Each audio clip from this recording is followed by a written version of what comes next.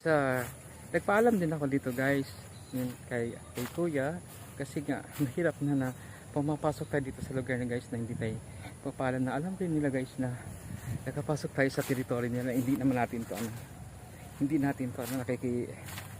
mamamasyalan tayo dito guys. Dito sa lugar na ito ay napakaganda talaga dito guys, na pasyalan dito sa lugar na ito. Ngayon guys ay wala ng music. Kanina ay tinigil ko, lumayo ako guys dahil mayroong guys kumakanta, kaya itinigil ko, lumayo ako doon sa may mga kahoyan dahil mahirap na masagap guys yung kanta. Baka mamaya hindi yun magugustuhan yung kanta na nasagap ko kanina. Kaya dito guys tubigin na, at ngayon ay patuloy na rin ako guys sa aking pagbablog dito sa lugar sa The Greenland.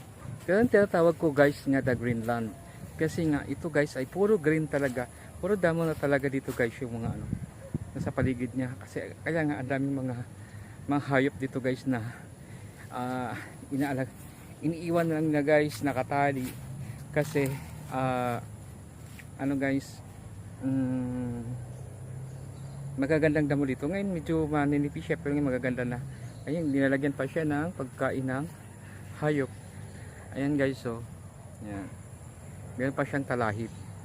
Kaya gawin pa natin guys dito sa loob, kasi nandito yung magaganda. Nagpapaalam na ako, pero kailangan pa rin na maging maingat pa rin tayo, kaya di natin alam panahon.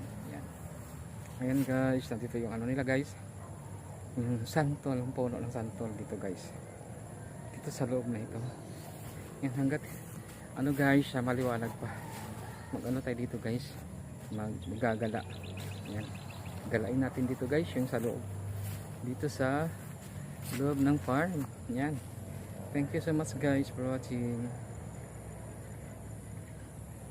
Thank you. Ayan.